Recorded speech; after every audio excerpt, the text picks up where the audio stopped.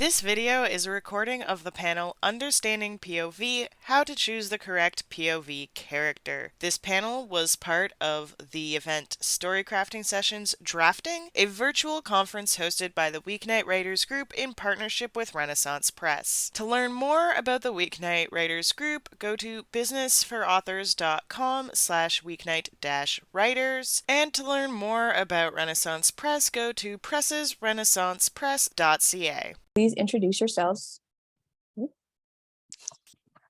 Please introduce yourself with your name, your pronouns, the point of view of the most recent book that you wrote, and why you wanted to be on this panel. Anyone want to go first? Sure. Avery? Okay. Sorry, Lorena. That's okay. Lorena can go first. I'll go next. Apologies. I Perfect. didn't mean to. All good. So Lorena Stevens, she, her. The point of view of the most recent book I wrote, that would be the novel The Rose Guardian. And it's a little bit difficult to say what point of view I chose because it's three narratives. The story is a story of a woman dealing with the death of her mother. And in order for that story to be told, I had to deal not only with the protagonist's point of view, but I had to deal with her mother as a character. And then I also had to deal with an unknown individual, without giving away too many spoilers, a little girl. So the main protagonist, Vi Cosford, is a first-person point of view, and chose that simply because it's her story. It has to be an imperative point of view, so therefore I. The story of her mother is a direct conversation with the reader, and it's told from the point of view of her journals, and so therefore it is also an I point of view. What I did was I switched up the tenses a bit. The third person is a little girl, and it's told also from a third person point of view. Unlike the other two, yes, so it's a third person point of view and told in present tense to make it imperative. So that was a little complicated, but we did it. All right. Avery? Yeah, hi, I'm Avery. And the book that I'm currently copyediting is first person single POV. It is the dreaded first person present. Ooh, tough. Yeah, it's risky. AP? Hi, my name is AP Hawkins, pronouns she, her. The most recent book that I wrote is like a kind of an epic sci-fantasy novel. So it takes place over like a big span of both time and space. And so it has multiple points of view.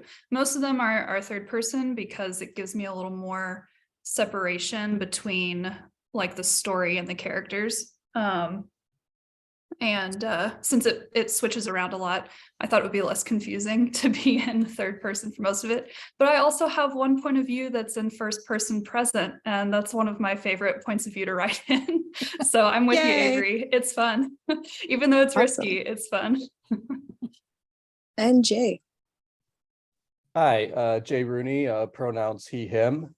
My latest book that I wrote, The Lights Beyond the Straits, horror mystery, and that was multiple point of view as well, but all first person, not present, past, which is interesting when you're writing like a mystery novel, right? To do so it was a little tricky, but I don't know, I like the way it turned out. Excellent. Nice to meet all of you. And I'm really excited to talk about point of view on this panel with you. So our first full question is, point of view is a core element of all stories, and one of the elements that's closely inspected by developmental editors, which I do. when we look at different points of view, first person, second person, third person, and hybrid variations thereof, they do have benefits and limitations depending on what you're trying to do with that story and that character. So I know each of you touched on this a little bit, but maybe go a little more in depth this time. So why did you choose the point of view you did for the story that you named? And how did that choice of point of view best tell that story? Anyone want to pick that up first? Sure. So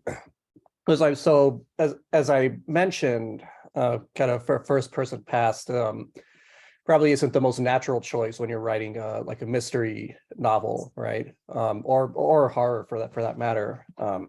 But I thought it was really important, to preserve the twist. And I guess spoiler alert, everyone dies.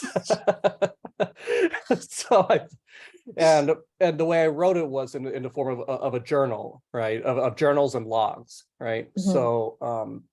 So I thought it was a good way to kind of structurally preserve the big twist at the end.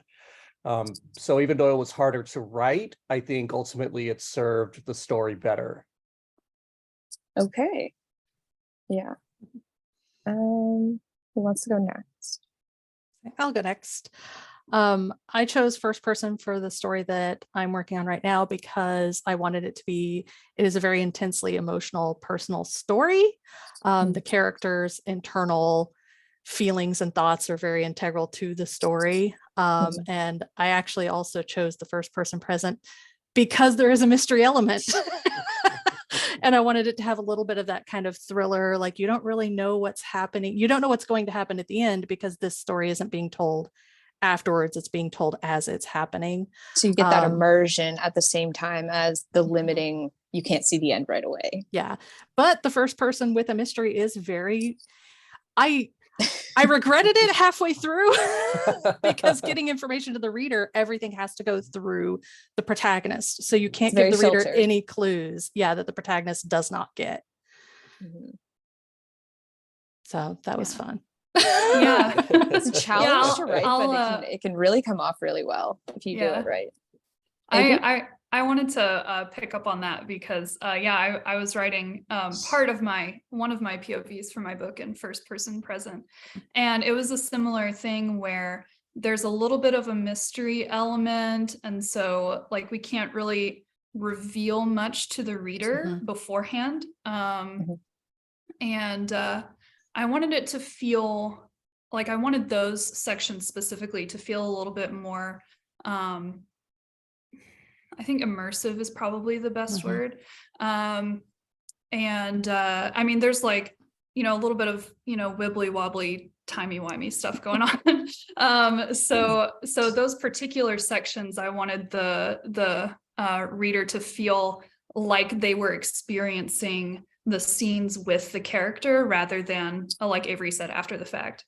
And then, obviously multi POV because just had so many characters that had parts of the story to tell that weren't all in the same place at the same time. And so, they had their own roles to play that I wanted to have occur on the page rather than off the page.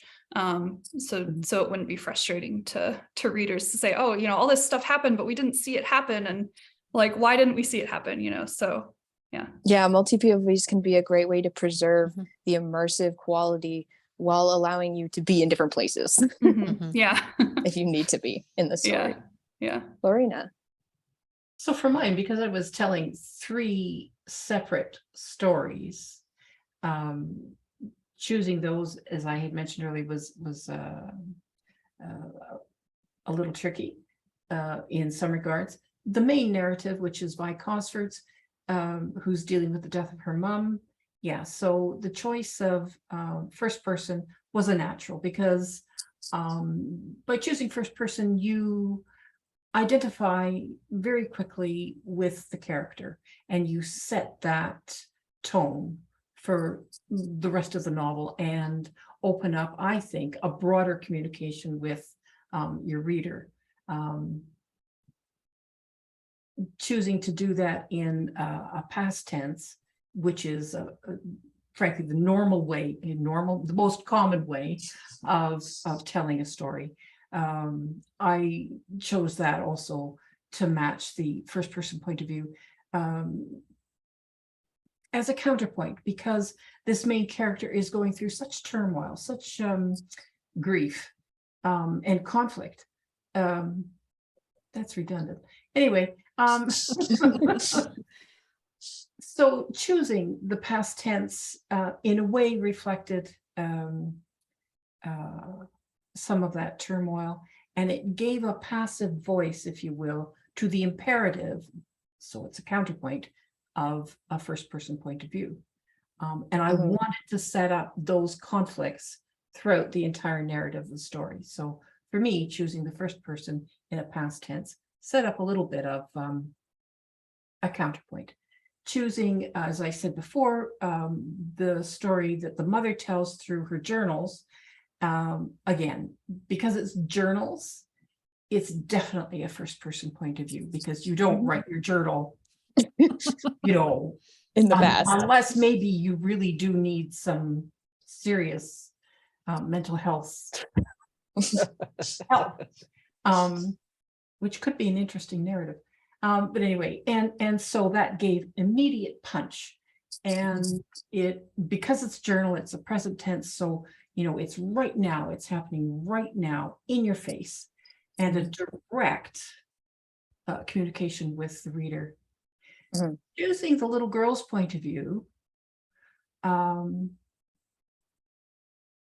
chose a third person, but in the present tense, because there, I think very often in childhood, there's a sense of unreality, of being in the moment, but of unreality. And so in order for this kind of ghost-like child to have an immediate voice, that seemed a logical decision to make. Balancing those three was fairly easy because there's three separate narratives that somehow or other blend into the entire whole. So there you go. Perfect. Thank you. Okay. So one of the other things that comes up a lot with point of view is framing narratives. Point of view is all about bias, and some of the different techniques that we use to lend different effects to it are included in both the tense and also our use of framing narratives. When you use a third person, you kind of insert, as we've been kind of noticing, this distance, and you kind of automatically create a framing narrative because you're no longer in first person in the first character's head. So you now have another person telling the story. So the question for this is, how have you used or seen framing narratives used to shape this type of reader bias and amplify or highlight story themes in your own writing or in the writing of others? You mentioned that the third person automatically creates, kind of that distance of the framing. And I think that one can be really interesting to explore how much that narrator it's their own personality.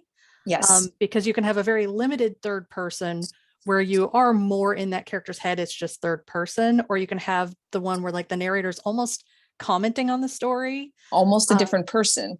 Yeah. And then you have to decide who that person is.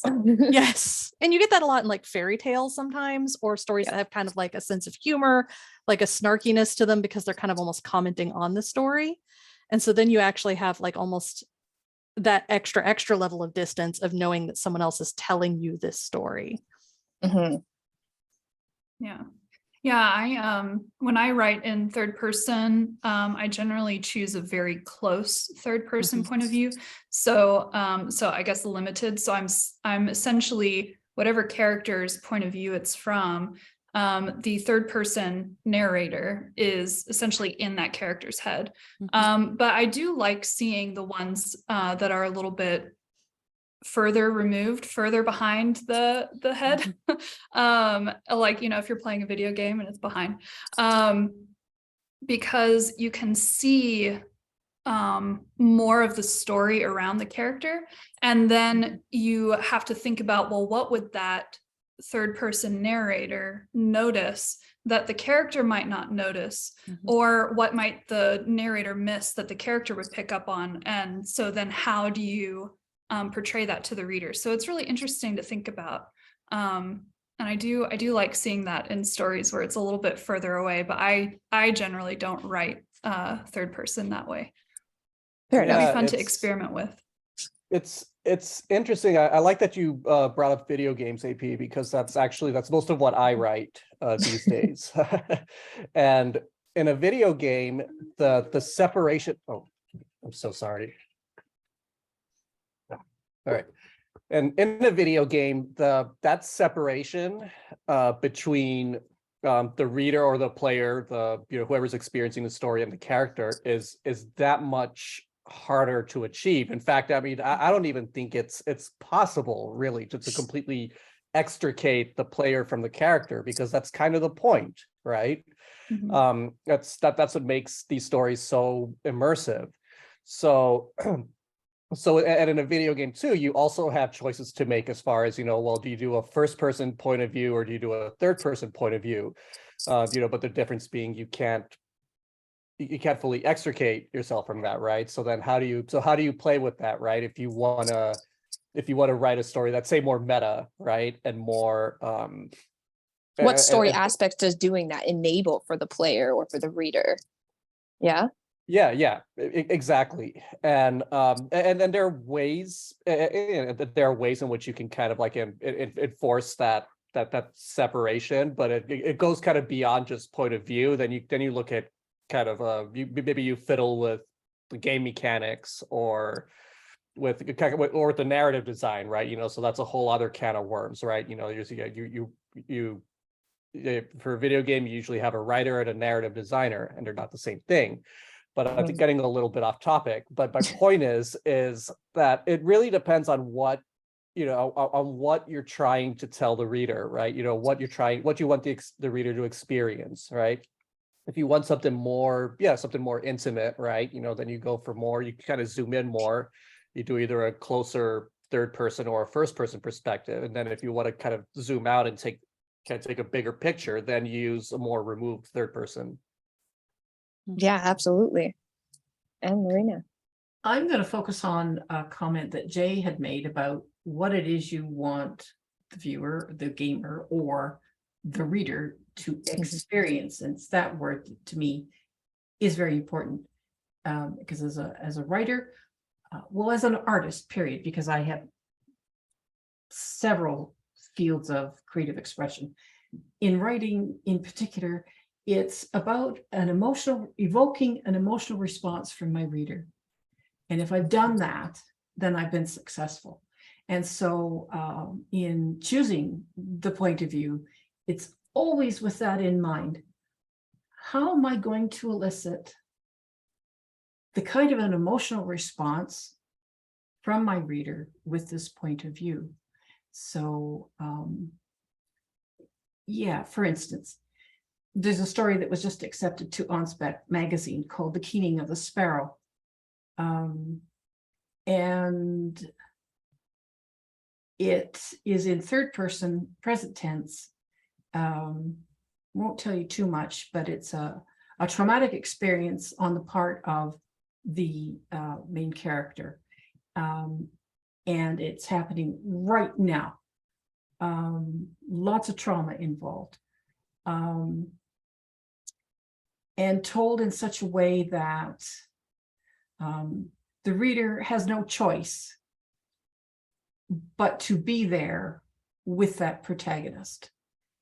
It's sort of an iron frying pan over the head approach, but sometimes that's what you need. And I think every single story that you write, or at least that I write, there's always that first imperative, the first creative decision that you make. Whose story is this? Who is telling this story? And what, more importantly, what is their voice? All of that then decides for me what point of view I'm going to choose. And frankly, I spend weeks pre-writing my story in my head, figuring out all of those things. Because if I haven't got that right off the bat, it's as disastrous as sitting down to a sheet of watercolor paper and just throwing a whole bunch of colors on the paper and hoping that you get something. You're not, you're going to get mud. And it's the same thing with a story, whether it's a novel or a novella or a short story. You got to get that voice just right.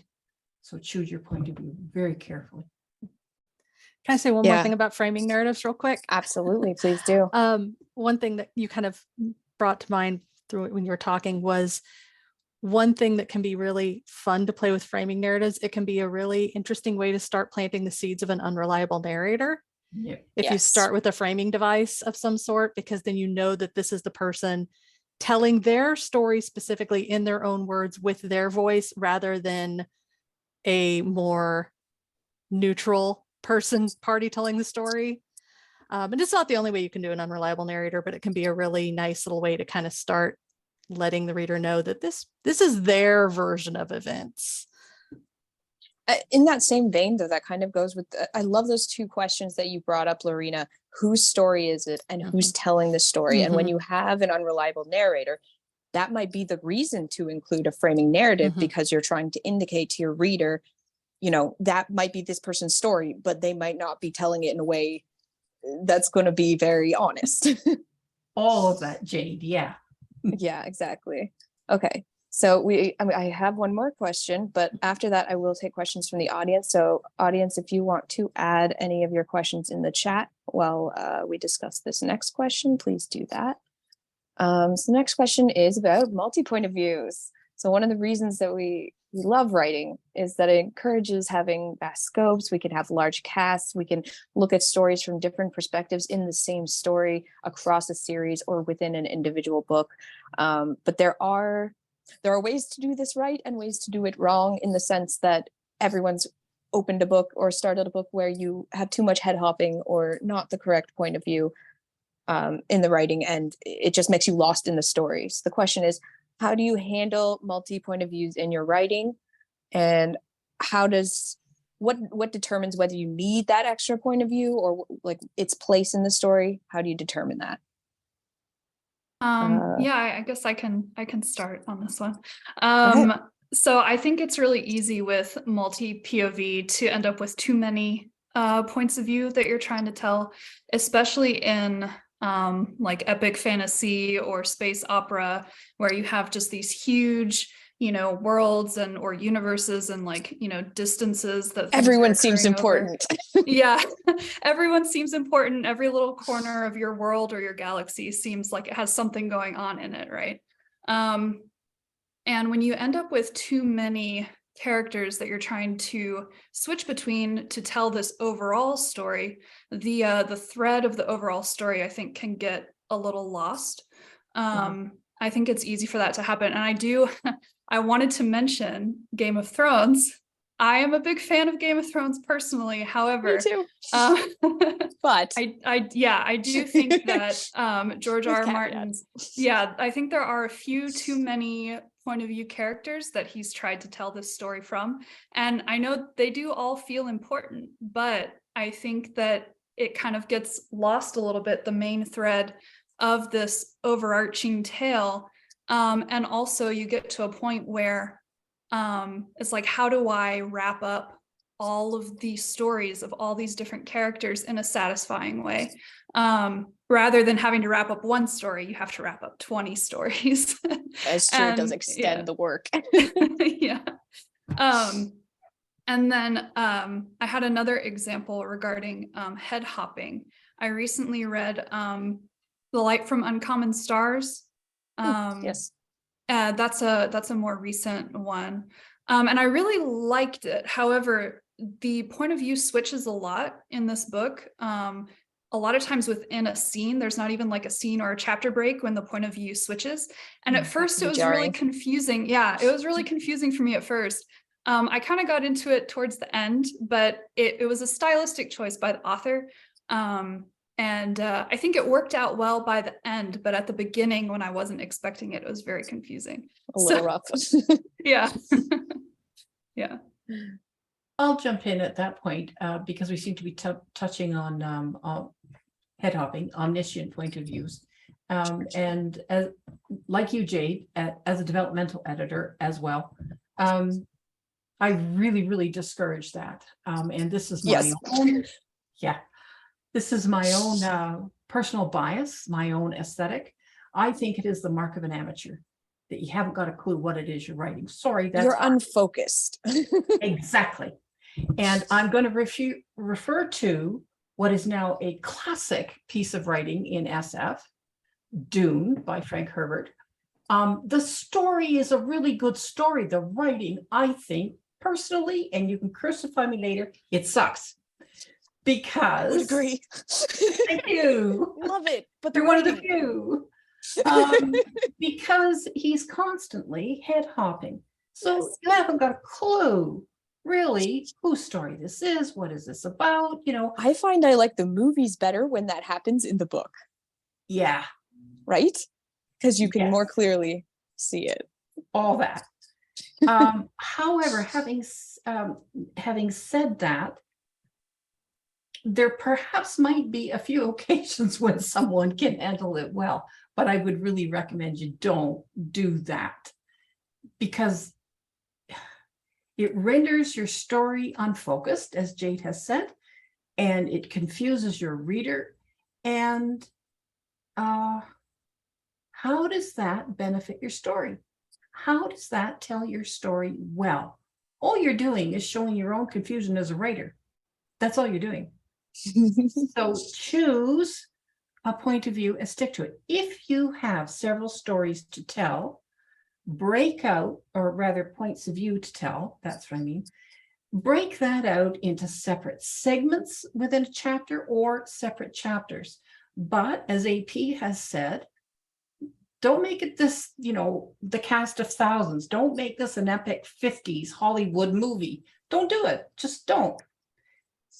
There's one author I can say that does handle a larger cast of characters and their stories well, in my opinion, and that's Guy Gavriel Kay. Yes. Oh my God. Yeah. Yes. The Fiona of Our Tapestry. Love it. Well, even beyond that, his Shared World series that he's done, the last novel is All the Seas of the World, and how he wraps up each story is beautifully done, because he'll tell you the story of what's happening right now, and then from the point of view of an unreliable narrator, he'll go on to tell you what happens with the rest of that person's life and what their accomplishments were. Something's wrong with this. And he does so in a beautiful, gentle, extremely well-crafted manner. So if you want to know how to handle a larger cast of characters, I suggest studying Guy Gavriel Kay's work. For the most part, I would say keep your cast of characters limited to no more than 4. I think that's even stretched. I think it can be however many you need to tell the story, really. But then you really have to be clear on what story you're telling. That's what I mean by focus. So why are you including this point of view if it's not directly connected to that climactic part of that story? Better said. Yeah. I would. I think another author that does the multi-POV with actually a pretty broad cast of characters pretty well is in Robin Hobb's Ship of Magic, Yes, the live ship Hobbs is good. traders. Yeah, it does a lot. There's a lot of characters and a lot of POVs, but they're all integrated. They're all integrated, and you start to see how they work together pretty quickly. Yes. So they don't feel like a disparate series of stories. You can tell it's one story that's about to kind of all come together. It's being woven, and you can trace that braiding effect. Jay. Well, I'm sorry, what was the question again? Handling multi point of views in your writing. Yeah. So So so with multi-point of views, I don't know. I think my story barely counts because I really only had two only had two That's point of fine. views in mind. And really the second point of view really only was just the last chapter because the protagonist's dead. I needed another point of view to kind of wrap things up, right? That's So valid though. Yeah. totally, but again, it kind of goes back to my earlier point, right? Of how does this serve the story you're trying to tell, right? Yes. For 99% of this of my story, I only needed that one point of view, right? But because I wrote it as the first person as a journal, right? If the protagonist is dead, then how do you wrap it up, right? So then it's about a necessity, really. I brought in I brought in the second point of view, right? And that was all I needed, right? I didn't need to pull a George R. Martin and bring in bring in 50 points of view, right? From the protagonist, the detective, the hotelier, the whatever, right? The bartender. I just didn't have to do it, right? And I think that's where we're focused, right? As you as I think you so well pointed out, Jade, and you too, Lorena. It's about focus, right? It's what is the story you're trying to tell, and once you know what story you're trying to tell, then use don't go crazy, restrain yourself, right? Occam's razor. It was the simplest. Start with the simplest thing. Exactly. Do the bare minimum that's needed to tell the story, right? Because yeah, you don't want to write yourself into a corner, right? You don't want to pull a George R. Martin and possibly never finish your story because you get to the not weeds. within a time frame that your readers would appreciate. Right. Or a lifetime. Yeah. True. I mean, look at Tolkien. Christopher had to put together the Silmarillion. Right. Exactly. So yeah. All right. So keep it simple, and if you need to complicate it, complicate it in line with what the story needs. Yes, exactly. All right. Let's take a look at some questions from the audience. So Mike is asking, how do you include deep point of view in your writing and get it right? Writing in the third person, but hearing and seeing the thoughts of the point of view seems difficult. Does anyone want to speak to that question? Yeah. All right. Yourself. If you're going to be a writer, and I've said this so many times, whether it was people I was editing and publishing or two other writers asking advice, and I ask myself that question all the time. Are you willing to dig deep? The only story you have to tell is your own story. And if you don't bring those experiences that you've had, there's going to be a shallowness and lack of color to your work. I'm not saying that if you're writing about a war, that you need to go and get yourself a gun and go shoot someone. No, don't do that. But imagine yourself being there. And by imagining yourself being there, that means being willing to look into those deep, dark places inside yourself where you've been so scared you haven't known what to do. Sometimes you have to face traumas that you haven't dealt with before. Good beginnings of therapy for those who have to go through that. Put yourself in the character. That's the only point of view you've got, is yourself. So be willing to observe your world, listen to people and their stories, because then that becomes part of you, and then turn all of that mix into what it is you write and those characters. And that's how you get, in my opinion, a very good, deep point of view, because you've been honest and you've dug deep. Yeah, I would agree with Lorena, because all of our characters that we write are part of us, like they came from us. And but you also have your characters, depending on what kind of a person they are, might react to situations in a different way than you would as the author, because maybe they have training that you don't have, or they're more aggressive than you naturally, or whatever. So I think it's really important to have a handle on what kind of a person my character is. How are they the same or different from me? And then how does the kind of person they are influence how they react to certain scenarios? So I think it's really about developing empathy for your characters and seeing seeing what's happening from their point of view, really. I mean, put like Lorena said, put yourself in their shoes and see what they would do. Because this is how I kind of handle third person point of views, is I like to get really deep into the point of view character's thoughts, even though it's in third person. So I think essentially, when you're dealing with that, you essentially could substitute a first person point of view for the third person point of view, because you are really in that character's head. But the third person is a choice versus the first person that you have to consciously make. And you have to make that, for narrative reasons, you're switching characters a lot. So you don't want everyone to be written as I, because that would be confusing to the reader. Or you want to give them a little bit, you want to have your scenes have a little bit of a broader perspective than the I would. So it kind of gives you a more cinematic view from third person, exactly, as opposed to the I. Like with video games, where when you're in first person, you're seeing through the eyes of the character, but when you're in third person, you're behind their head. I like to think of point of view as a camera, like whether it's in a TV show or in a video game, you're kind of like, how far are you from that camera? And then how zoomed in is the camera?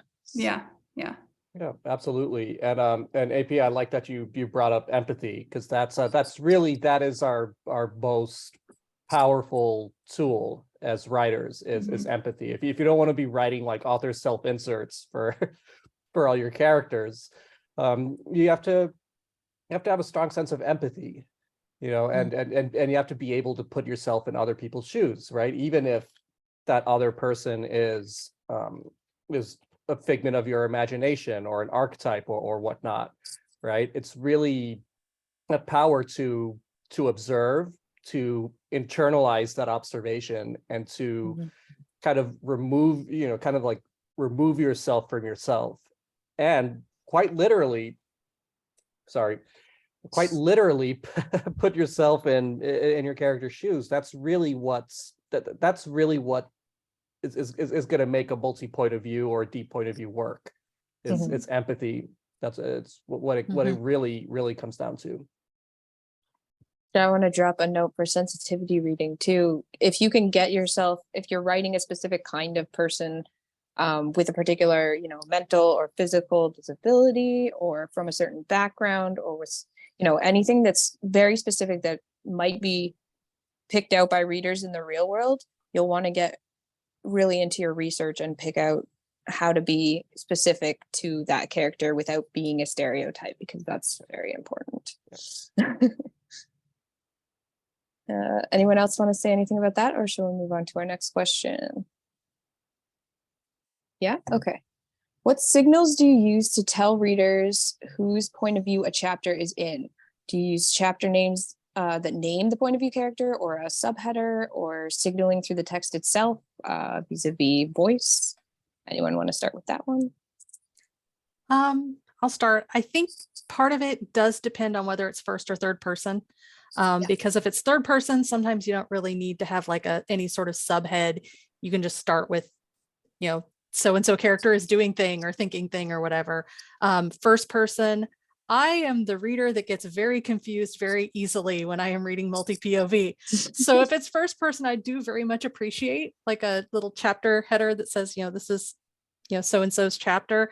Something very early on to indicate this. Yes, I was going to say also, if you don't want to do that, the book to study is Spinning Silver by Naomi Novik. Yes. It is first person. God. There are no chapter headers telling you whose point of view it is, but you will know immediately, because she does a very good job of capturing different voice and gives you a clue very early. So like analyze that one. Another great one. Another great one for voice is World War Z.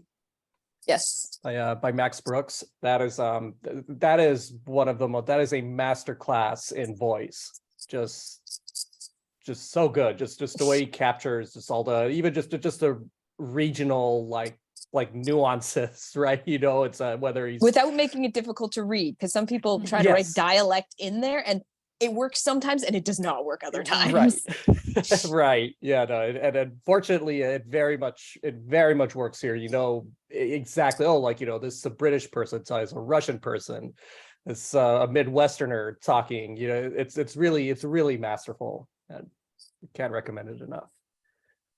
Lorena, you were saying as well? Oh, just when Avery was talking about Naomi Novik, frankly, her entire canon of work, she did a marvelous series, the Temeraire series, Oh, yes.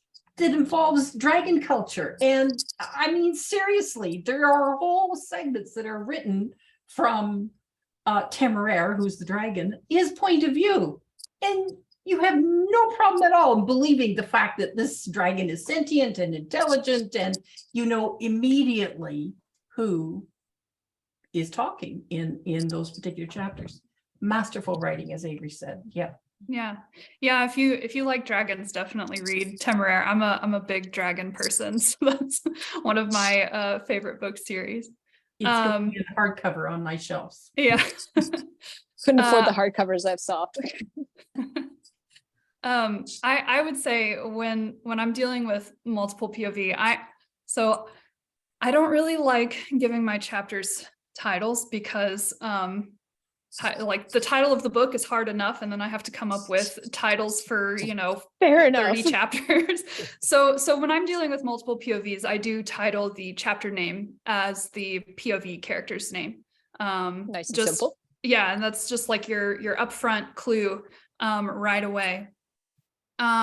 I also try to get the character's name somewhere within the first 2 paragraphs of the chapter, even though the name is there at the top of the chapter heading. You know, some people might miss it, so I try to get the character's name in there really quick as well.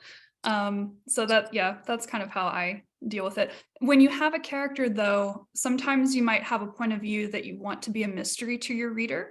So you don't want the reader to know who is speaking until, you know, maybe midway through or toward the end. So you would just leave that blank, or, you know, not include a name, go out of your way to avoid their name. So in the Sweep series, I don't know if anyone's read that. I read it when I was like a teenager. Oh my God, so far back. But they did that actually. And the reason it didn't put me off was because the point of view that didn't have a name was actually done in epistolary.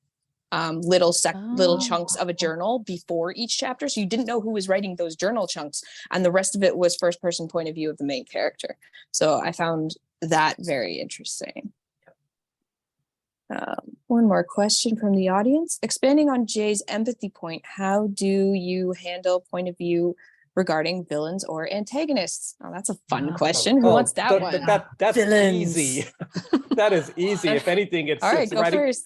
it's writing the protagonist's point of view that's harder for me. I agree, but someone out there is going to have trouble with it. Yeah. Oh no, but writing villains is so much fun. Because you know, like I don't know, like I'm very much in touch with my shadow side, so that probably comes easier to me than most. But no, I love writing villains. They're awesome. They're a way to kind of like, they really are a way to get into a role that, you know, that may not reflect you in day-to-day life, right? And I relish that opportunity, you know, like I play Dungeons and Dragons, you know, like I very much welcome the opportunity to play those different roles, right? I think if you're inclined to do that, then it does make it easier to write something that you wouldn't usually be or shouldn't be. Yeah, go ahead. No, go ahead, Avery. I was just going to say, part of my writing prep process is I write vignettes from different characters ahead of time. And so I will write like a vignette with the villain as the lead POV, just like a scene of something from their life. So just to get a flavor for it. Yeah. So I start to get kind of inside their head. That's how I develop characters, is I just write little scenes beforehand that have nothing. They're going to get discarded. No one's ever going to read them but me. And I do the exact same thing for the villains, just so I can figure out how they tick. Yeah. I agree with that. I usually have fun writing villains too. But I mean, and it's the same kind of process as writing your protagonists. You do have to develop some sort of empathy with your villain, and most villains will have one maybe very small redeeming quality, something that humanizes them to you as the author. And you can kind of latch onto that and use that to help you write their point of view and see, well, why are they doing these evil things that they're doing? Is it because of this, one humanizing characteristic that they have? I did write a villain recently in the manuscript that I finished most recently that his point of view scenes were very difficult for me to write because his actions triggered a lot of my own personal traumas. And so I saved those scenes until the end because they were, and I agonized over them for days because they were just very difficult for me personally to write. So you do sometimes run into villains that are less fun than others. But when you do that, try to think about why this isn't, why it's hard, and kind of use that to fuel you, I would suggest. Great. Yes. Excellent. To me, the most fascinating villains are the ones that we know in our everyday lives. Yeah. I have a problem with, what should I say, stereotype villains where Big dark evil. exactly, the big bad as the same thing. It's always more complicated than that. Exactly. Yeah. As I think it was Jay said, what motivates them? And again, I always turn to real life for examples, whether it's my own experiences or something that someone has shared with me or something I have observed, or, real life should be your best resource. And to me, the best villains are those that are just ordinary people who have faced horrendous experiences, maybe not even horrendous, who have faced experiences that have changed how they are and their reactions. Yeah. Barring sociopaths. Yes. Okay. Yes. Most of the time it's just people on a different path. Yeah, exactly. Just trying to figure out a way to cope, and sometimes not coping very well at all.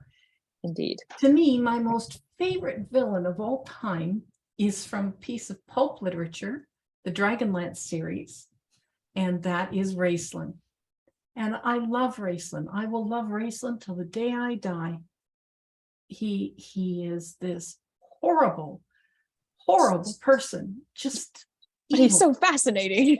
He is so fascinating, and he has a heart and a compassion for the disenfranchised of that world. Absolutely. The gully dwarves, who are kicked around and just treated abysmally by everyone in that world. Raistlin nurtures them and takes care of them. So how is it that this wizard, who is just everything unbelievably horrible, can have compassion for this disenfranchised nation? And that's what makes him, to me, the best villain I have ever read. He's definitely high on my list. I'm not sure about best because I've read a lot of books. Yeah. But for sure. Let's have one more question. I don't see any more from the audience, but I have another one of my own. So one of the other things that comes up in point of view is tense. So tense places us in the when of the story and can be used to manipulate time within your narrative. How do you use tense to guide your reader's journey when you're writing? I'll go last because I'm a blabberguts. Well, we kind of touched on this before with the past tense having a little more distance, and so it's kind of the same thing as the first person, third person, but you can kind of mix and match. Yes. Because the present tense is a bit more immediate. but you can mix third person present tense or first person past tense to kind of create the right level of distance, because you either have the distance in that camera view or the distance in the time.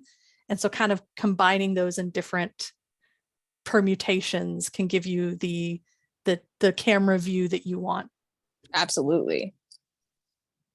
Yeah, for sure. And I mean, in my case, it was as I mentioned as well, it was to preserve, you know, it was in the service of the story, right? To preserve the big twist at the end, because, you know, first person journal, you know, your average reader is going to assume, oh, you know, the protagonist lives at the end.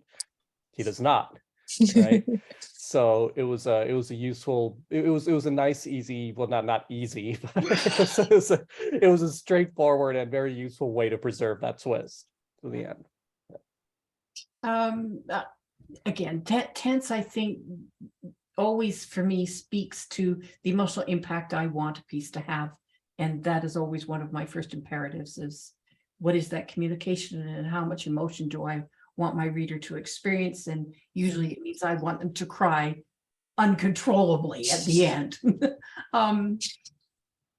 Sadist. Well, sometimes. So choosing the tense will very much reflect how much emotional impact I want the reader to have. So I always choose first, help me out here, present tense, thank you. Had a little brain fart there. I always choose present tense when I want an immediate, I'm going to grab them by the lapels and yank them into my story reaction. I don't want them to be able to escape, because present tense is right now. It's happening right here, right now. Past tense, as Avery said, is a little more passive, a little more relaxed. And so if I have a longer sort of a narrative to tell, that's still going to have an emotional impact, but I want to be able to tease them through the story, then I definitely choose the past tense. Past tense, present tense. What other tense is there? Help me out here. I just went blank. Future. Future. Future, yeah. Yeah. That's the challenge, right? A second person future story. I have done Goodness. it. Yeah, and I have had it published, a short story. It's god awful difficult. Yeah. That also creates a visceral reaction, hopefully, an immediate reaction on the part of the reader, because you're drawing them through something that hasn't happened yet, but in a way you've become a little bit of a clairvoyant, and that's where the freaky factor can come in. And you're telling them what's about to happen. So it's a little more passive than a present tense, but you're definitely high on the creepy factor. So that's very good for creating an emotional impact. Choosing any one of those, again, for me, always has to do with emotional impact. Yeah. Yeah, I think there's also, and I think, you know, this is probably really low on the list of considerations when choosing tense, but there's also genre expectations in terms of tense. Whereas with like sci-fi fantasy in particular, because that's what I write and that's mostly what I read too, so that's where my expertise is. But in sci-fi and fantasy, like traditionally, right, past tense. Yeah. I started saying third person and then I couldn't think of anything else. But past tense, third person is the traditional POV and tense that would be used in a sci-fi fantasy novel. And so a lot of readers have that expectation when they pick up a sci-fi or fantasy book. They have an expectation of what the POV and the tense is going to be right off the bat. And I do feel like we've inherited that though, Yeah. from like books like Frankenstein, where in order Yeah. to be taken seriously, you needed to establish this outside history of this person and this doctor read this journal, and now I'm telling you this story. Yeah. Well, and, you know, Frankenstein is like one of the first, you know, sci-fi novels, essentially. So, yeah, and I think that's been, all those genre expectations have been inherited, you know, throughout the history of the genre. And it's changing more in like, you know, more modern times. You know, authors will choose non-traditional points of view and tenses, but they do that knowing that this could turn off some potential readers. I have one critique partner who hates present tense writing. And so every time I write something in present tense and I send it to him to critique it, he grumbles about it being in present tense. And I know not gonna make everyone happy. yeah, like you can't make everyone happy. So when you choose your point of view or your tense, you do kind of low on the priorities list, but you do kind of have to keep readers' expectations in mind. And it's like, would I turn off a lot of readers with this choice? Someone mentioned second person in the chat. Broken Earth Trilogy, anyone? Which I love those books. Those are some of my favorite books. But I know second person point of view can really turn off a lot of readers. Because it's so unusual to see in traditionally published works. But I think in the Broken Earth series, it was done really well. So well, Yeah, but it was worked so very well. integral to that plot and how all the revelations happened. So I really enjoyed seeing that. But that was definitely like a person being like, I'm going to do this. I know it's difficult, but I'm going to make it work. I would like to speak to something that AP said about your readers' expectations, and I'm going to be the fly in your ointment. I'm sorry to say, my dear. I don't think you should give a flying fajita about what your reader thinks. Because this is a creative, well, no, I think you should be aware of, but no, let's just rephrase that. It depends on what your expectations as a writer are. Okay. If you're expecting to be widely published and to be able to make a living, and I do use air quotes on that because nobody makes money in the arts except a very, very few, and barely at that. What you're doing is a form of artistic expression. yes, And I think you're going to write less than you're capable of if you kowtow to what everybody's telling you to do. If you're writing SF, you have to write within these parameters. If you're writing this, you have to write within these parameters. Garbage. Write for yourself and don't make any excuses at all for what it is you write, because I think that's when you tell your very best story.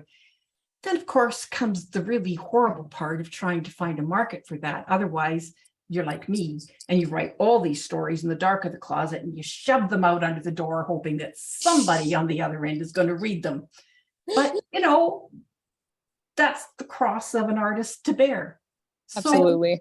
So, first and foremost, write for yourself, because that's a true voice. I was going to say, I think it comes down to being mindful about why you're making that choice. Yeah. Like if you're bucking tradition, but it's because you know why you wanted to do that, then do it. Go ahead. Yeah. Sometimes people are only writing because they don't know what the options are. And maybe all they read was old sci-fi and that they're just like, that's just how you write. And that they don't realize you can do more. So I am all about giving everyone all the options, showing them how all the options can be executed well, and then letting them play in the sandbox. Anyways, that we are almost at time. So let's go around one more time. Everyone say your name, where you can be found on the internet, and any last piece of advice you want to give. I can start. Go ahead. I'm AP Hawkins. You can find me on my website. It's aphawkinsauthor.com. I'm also on social media, almost all of the social medias as ahawk writes is my social tag. Last piece of advice, write what you want to write. Write a story that you think is interesting. For sure. Your first reader is always going to be yourself. So you have to write a story that you are passionate about, because if you're not passionate about it, how can you expect anyone else to be? Yeah, sure. Jay? Sure. So again, Jay Rooney, you can find me at gameandword.substack.com. And again, my focus is more on video games, but a lot of the same stuff applies. I am not on the socials because I'm an iconoclast like that. But you can find me. You can find me on my Substack. You can also drop me an email whenever you want. Email. What's that? That's gameandword.substack.com. And advice, have fun, have fun with this. This is otherwise, what's the point, right? Yep. Avery? I'll go next. I'm Avery Ames. My traditionally published work is under Amy Avery, which is very confusing. I apologize for that. I didn't plan that ahead. My website is averyames.com. You can find me on Twitter at Avery Ames Writes or Instagram at Avery Ames Author. What else were you doing? Last piece of advice. Last piece of advice. My last piece of advice is just on a craft level. If you're interested in something, go find a book that you like that did it and Yes. start picking apart how and why they did it. Absolutely. Read your masterworks. Lorena? Lorena Stevens. You can find me at 5riverspublishing.com. I apologize. I used to run a publishing house. That's where I still reside. You can reach me at Lorina, Lorina, at 5riverspublishing.com. You can find me on Facebook. Other than that, forget it. You can email me. And write for yourself what everybody else has said. Just write for yourself. Have fun. All right. Thanks everyone for being here. It's been lovely discussing point of views with you. And I'll see you all in the Discord. Thanks very much, Jade. Thanks for having me. This panel was originally part of the event Story Crafting Sessions Drafting. This was a virtual conference hosted by the Weeknight Writers Group, a social enterprise dedicated to providing accessible and affordable community and educational supports for writers. To find out more about the Weeknight Writers, go to businessforauthors.com/weeknight-writers. This event was also created in partnership with Renaissance Press, a small publisher dedicated to supporting diverse voices. You can check them out at pressesrenaissancepress.ca.